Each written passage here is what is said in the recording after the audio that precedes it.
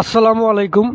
যখন টিকটকের funny video roasting video করতাম তখন কারো কোনো অভিযোগ ছিল না, তখন কেউ আমাকে খারাপ বলে নাই।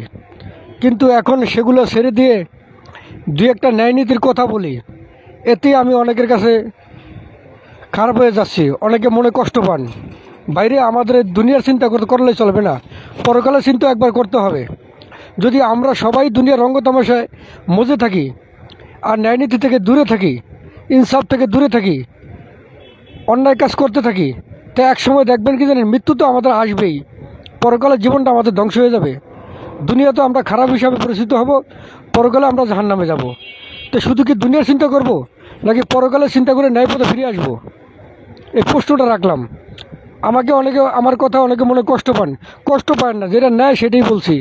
যদি আমার ভুলভ্রান্তি হয় সেটা বলতে পারেন, কিন্তু মনে কষ্ট নিয়েন না, পরকালে চিন্তা করতেই হবে আমাদেরকে।